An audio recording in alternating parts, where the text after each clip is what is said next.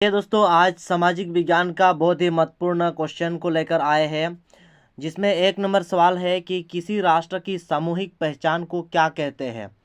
Option number A में निरंकुशवाद, B पे राष्ट्रवाद, सी पे रूढ़िवाद और डी पे उदारवाद। और इसका सही आंसर हो जाएगा राष्ट्रवाद, यानी कि बी नंबर ऑप्शन। तो किसी राष्ट्र की सामूहिक पहचान को कहते हैं राष्ट्रवाद। चलिए अगले क्वेश्चन पे चलते हैं, 2 नंबर का। वो कहता है कि वह राज्य जहाँ की राजनीतिक सत्ता यानी कि राजनीतिक पावर उसकी सांस्कृतिक सत्ता से मिलकर बनती है, उसे क्या कहा जाता है। ऑप्शन नंबर ए पे है कल्याणकारी राज्य, बी पे है गणराज्य, सी पे है राष्ट्र राज्य और डी पे है राजतंत्र। तो सही आंसर हो जाएगा ऑप्शन नंबर सी, यानी कि राष्ट्रीय राज्य। उसको हम लोग राष्ट्रीय राष्ट्रीय राज्य के रूप में मानेंगे।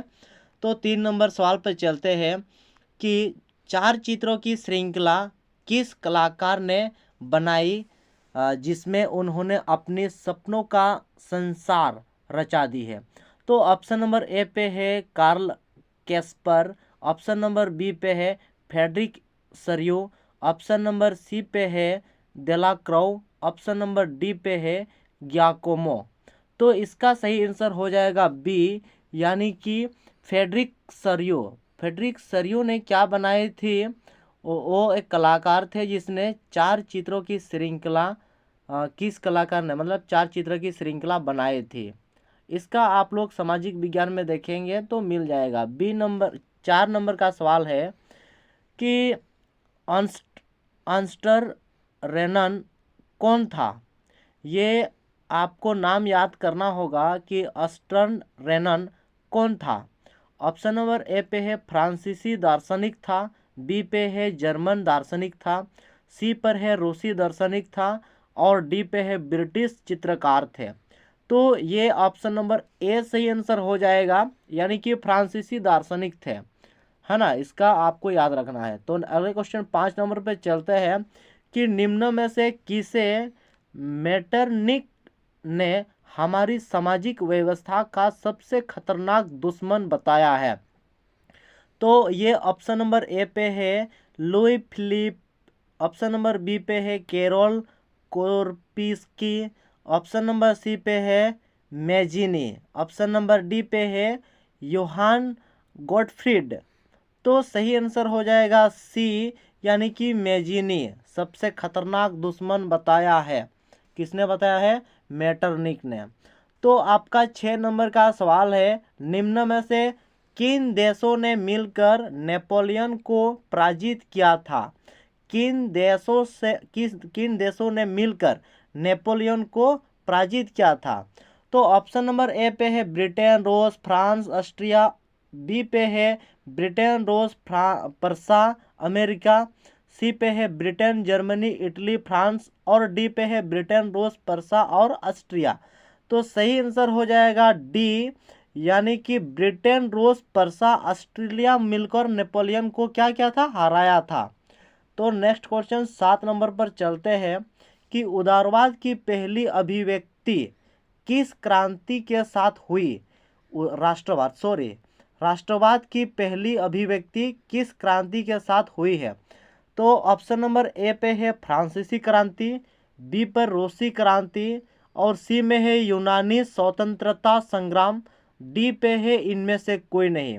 तो ऑप्शन नंबर इसका भी हो जाएगा फ्रांसीसी क्रांति, यानी कि राष्ट्रवाद की पहली अभिव्यक्ति किस क्रांति से हुई है, तो ये हो जाएगा फ्रांसीसी क्रांति। नेक्स्ट क्वेश्चन पे चलते हैं 8 नंबर कि एकीकरण के बाद जर्मनी का सम्राट किसे घोषित किया गया। जर्मनी का एकीकरण के बाद उसका सम्राट किसे घोषित किया गया। ऑप्शन नंबर ए पर है रूस के राजा निकोलस को, बी नंबर पे है परसा के राजा विलियम प्रथम को, ऑप्शन नंबर सी पे है ऑटो वन बिस्मार्क को और डी पे है काउंट कैमिलो दे काउर को। तो इसका सही आंसर हो जाएगा बी, यानी कि परसा के राजा विलियम प्रथम को जर्मनी का सम्राट घोषित किया गया।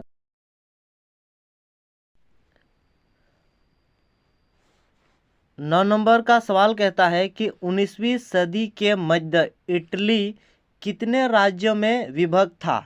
19वीं सदी का बात कर रहा है, इटली कितने राज्यों में विभक्त था। तो इसका ऑप्शन नंबर ए पे है 2, बी 5, सी पर है 7 और डी में है 8। तो सही आंसर हो जाएगा ऑप्शन नंबर सी, यानी कि 7 भागों में विभक्त था। और इसके बाद 10 नंबर क्वेश्चन पे चलते हैं। 10 नंबर का आपका है कि जर्मन वीरता का प्रतीक किसे माना जाता है। ऑप्शन नंबर ए पे है देवदार, बी पर है बलूत और सी पे है ओक और डी पे है अशोक। तो इसका जो सही आंसर हो जाएगा बी, यानी कि बलूत। बलूत को कहा जाता है जर्मनी वीरता का प्रतीक। 11 नंबर क्वेश्चन कहता है कि कुस्तुनतुनिया की संधि कब हुई। ये आपको ध्यान रखना है कि कुस्तुनतुनिया की संधि हुई थी, आपका साझेदारी हुई थी, संधि हुई थी। तो इसका ऑप्शन नंबर ए पे है 1829, बी पे है 1830, सी पे है 1831 और डी पे 1832। तो इसका सही आंसर हो जाएगा ऑप्शन नंबर डी, यानी कि 1832। और अगला क्वेश्चन पे चलते हैं। 12 नंबर कहता है कि किसकी छवि सिक्कों और डाक टिकट पर अंकित की गई थी। ऑप्शन नंबर ए पे है मोरियन, ऑप्शन नंबर बी पे है जर्मनिया और सी पे है भारत माता, डी पर है इनमें से कोई नहीं। तो ये 12 नंबर पर हो जाएगा ऑप्शन नंबर ए, यानी कि मोरियन। ये थोड़ा मिसप्रिंट है, जिसमें यहाँ पर ऑप्शन में आपको दिख रहा है बी, यानी कि इसका बिल्कुल सही होगा मोरियन। तो चलिए 12 नंबर सवाल पे चलते हैं कि इंग्लैंड और डैश के बीच एक्ट ऑफ यूनियन से United kingdom of great Britain का गठन हुआ है। तो ये आपको इंग्लैंड और किसके बीच ग्रेट ब्रिटेन का गठन हुआ है। तो आपको ऑप्शन नंबर ए पे है रूस, बी पर है फ्रांस, सी पर है स्कॉटलैंड, डी पर है जर्मनी। तो इसका सही आंसर होगा ऑप्शन नंबर सी, यानी कि स्कॉटलैंड, जर्मनी और स्कॉटलैंड के बीच। और नेक्स्ट क्वेश्चन पे चलते हैं 14 नंबर पर। जर्मनी के एकीकरण में प्रमुख भूमिका निभाने वाले बिस्मार्क कहाँ के चांसलर थे। ए नंबर पे है ऑस्ट्रेलिया, बी नंबर पे है बर्लिन, सी नंबर पे है परसा और डी नंबर पे है म्यूनिक। तो इसका सही आंसर हो जाएगा ऑप्शन नंबर सी, यानी कि परसा। नेक्स्ट क्वेश्चन पे चलते हैं 15 नंबर पर। राष्ट्रवाद में एक निश्चित भौगोलिक क्षेत्र में रहने वाली जनता इनमें से किसके द्वारा जुड़ी होती है। ऑप्शन नंबर ए पे है समान संस्कृति के माध्यम से जुड़ी होती है, बी पे है समान इतिहास, सी पर है भाषा और लोक परंपरा, डी में है उपरोक्त सभी। तो इसका जो सही आंसर हो जाएगा, ये तीनों जितना भी दिया हुआ है ये सभी का सभी हो जाएगा। और 16 नंबर का क्वेश्चन कह रहा है कि बोर्बो राजवंश का शासन किस देश में था। ऑप्शन नंबर ए पे है रूस, बी पे जर्मनी, सी फ्रांस, डी पे है ब्रिटेन। तो सही आंसर हो जाएगा सी, यानी कि फ्रांस है बोर्बो राजवंश का शासन। ऑप्शन नंबर 17 नंबर पर चलते हैं कि वह विचारधारा जो स्त्री पुरुष की सामाजिक, आर्थिक एवं राजनीतिक समानता पर आधारित हो, उसे क्या कहा जाता है। ऑप्शन नंबर ए पे है नारीवाद, बी पर है विकासवाद, सी पर है समाजवाद और डी पर है महिला शक्तिकरण। तो ये आपका हो जाएगा सही आंसर नारीवाद, जिसमें स्त्री पुरुष की सामाजिक, आर्थिक और राजनीतिक समानता पर आधारित होते हैं। इसमें पुरुष और महिलाओं को समान रूप से देखा गया है। चलिए अगला क्वेश्चन पर चलते हैं, यानी कि 18 नंबर सवाल है। 18 नंबर सवाल है आपका कि मोर्सिले किस देश की राष्ट्रीय भक्ति गीत है। मोर्सिले किस देश की राष्ट्रीय भक्ति गीत है। ऑप्शन नंबर ए पे इटली, बी जर्मनी, सी पे रूस और डी पे है फ्रांस। तो सही आंसर हो जाएगा डी नंबर, यानी कि फ्रांस का राष्ट्रीय भक्ति गीत है। नेक्स्ट क्वेश्चन पे चलते हैं कि रक्त और लौ की नीति का अवलंबन किसने किया। ऑप्शन नंबर ए में है मेजिनी, बी पर है बिस्मार्क, सी पर हिटलर और डी पे है काबूर। इसका सही आंसर हो जाएगा बी नंबर यानी कि बिस्मार्क। अगला क्वेश्चन 20 नंबर पर चलते हैं कि फ्रांस की क्रांति का अग्रदूत किसे कहा जाता है। ए नंबर पे है दिदरो, बी नंबर पे है नेपोलियन, सी पर है रोसो, डी पे है जॉन लॉक। इसका सही आंसर हो जाएगा सी यानी कि रोसो। नेक्स्ट क्वेश्चन 21 पे चलते हैं कि इसमें क्या है, यंग इटली और यंग यूरोप नामक दो भूमिगत संगठनों की स्थापना किसने की थी। ऑप्शन नंबर ए पे है काबूर, बी पर बिस्मार्क, सी पर है गैरीबोल्डी और डी पे है मेजिनी। सही आंसर है डी यानी कि मेजिनी। अगला सवाल 22 नंबर पर चलते हैं कि वियना की संधि कब हुई। ये वाला संधि का जो क्वेश्चन है ना, जितना भी संधि है सभी संधि आप लोग एक जगह में नोट करके देख लीजिए और आएगा ही आएगा संधि में से। इसका ऑप्शन है 1804, बी पे है 1805, सी पे 1815, डी पे है 1830। तो सही आंसर हो जाएगा ऑप्शन नंबर सी यानी कि 1815 में वियना की संधि हुई थी। अब इसके बाद 23 नंबर क्वेश्चन पे चलते हैं। जब फ्रांस छींकता है तो बाकी यूरोप को सर्दी जुकाम हो जाती है, यह किसका कथन है। ये फ्रांस है, फ्रांस जब छींकेगा तो यूरोप को सर्दी लग जाएगा, सर्दी जुकाम हो जाता है। ये कहना किसका है। ये आपका ऑप्शन नंबर ए पे बिस्मार्क है, बी पर है मेटरनिक, सी पर है नेपोलियन और डी पे है मेजिनी। तो इसका जो सही आंसर हो जाएगा मेटरनिक यानी कि बी नंबर सही हो जाएगा। फ्रांस का छींकना यूरोप को सर्दियाँ जुकाम आ जाती है। अगला क्वेश्चन 24 पर चलते हैं कि काबूर को राजा विक्टर एमोनुएल द्वितीय ने किस पद पर नियुक्त किया था। ऑप्शन नंबर ए पे है सेनापति के पद में, राजदूत के पद पे है, सी नंबर गृह मंत्री और डी पे है प्रधानमंत्री। तो ये आपको सही आंसर हो जाएगा आपका ऑप्शन नंबर डी यानी कि प्रधानमंत्री के पद पर। नेक्स्ट क्वेश्चन 25 नंबर पर चलते हैं कि 1871 के बाद यूरोप में राष्ट्रवादी तनाव का एक गंभीर स्रोत था। ऑप्शन नंबर ए पे जर्मनी क्षेत्र में, बी पे है एशिया क्षेत्र में, सी पे है बाल्कन क्षेत्र में, डी पर है ऑस्ट्रिया पर। तो सही आंसर हो जाएगा सी यानी कि बाल्कन क्षेत्र पर। अगला क्वेश्चन 26 पर हम लोग देखेंगे कि कवियों एवं कलाकारों ने यूरोपीय सभ्यता का पालना किस देश को बताया है। ए पर है यूनान, बी पर फ्रांस, सी पर रूस और डी पे इंग्लैंड। तो सही आंसर हो जाएगा ऑप्शन नंबर ए यानी कि यूनान।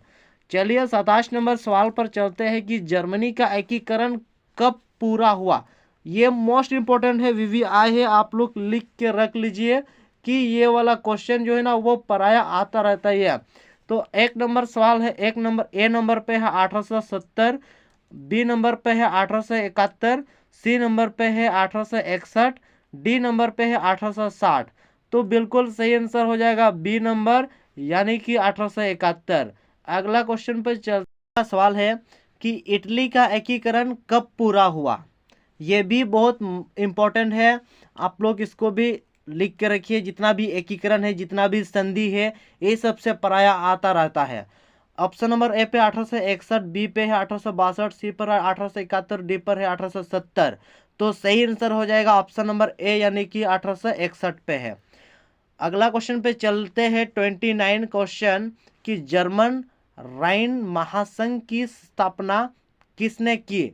ऑप्शन नंबर ए पे है नेपोलियन, बी पे है हिटलर, सी पे बिस्मार्क, डी पे है काबूर। ऑप्शन नंबर ए सही आंसर हो जाएगा नेपोलियन। तो आप लोगों ने देखा होगा कि नेपोलियन ने किसने हराया हो, तो देख ही लिए थे कौन कौन थे देश थे। और इसके बाद 30 नंबर सवाल है कि चार्टिस्ट आंदोलन किस देश में हुआ।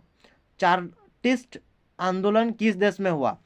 ए नंबर ऑप्शन पे है भारत, बी पे इंग्लैंड, सी पे रूस और डी पे जर्मनी। तो बिल्कुल सही आंसर हो जाएगा बी नंबर यानी कि इंग्लैंड।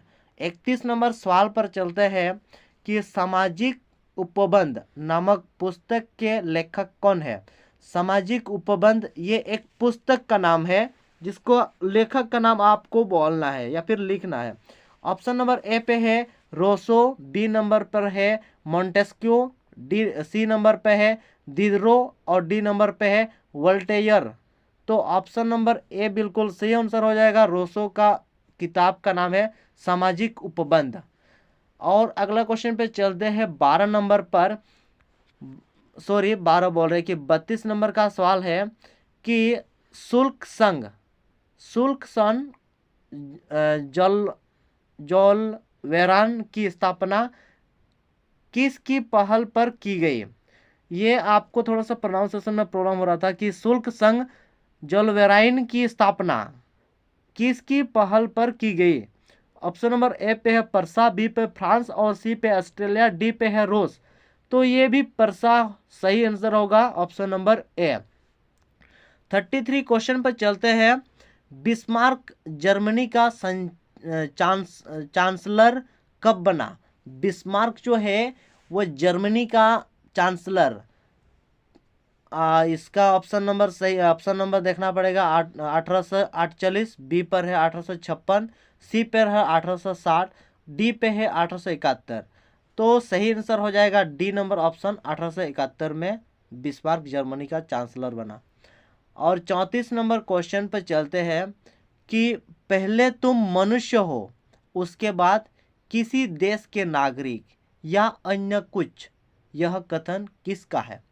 पहले तुम क्या हो, मनुष्य हो, उसके बाद किसी देश की नागरिक हो, मतलब कि देश का जो भी सरकार होगा आपको हिसाब करेगा कि नहीं मेरा देश के अंदर में एक मनुष्य है, और अन्य कुछ बाकी और कुछ हो सकते हैं जिसका आपका पहचान बनेगा। ऑप्शन नंबर ए पे है मैथ्सिनी, बी पे है वोल्टेयर, डी सी पर है रोसो और डी पे है दिदरो। तो ये कथन है ए नंबर मैथ्सिनी का, जो कि बहुत बड़ा ये राजनीतिक से जुड़े हुए हैं। चलिए तब आज का सेशन इतना ही रखते हैं। जितना भी यूरोप से जुड़ा हुआ था महत्वपूर्ण क्वेश्चन को हम लोग कलेक्ट कर लिए हैं।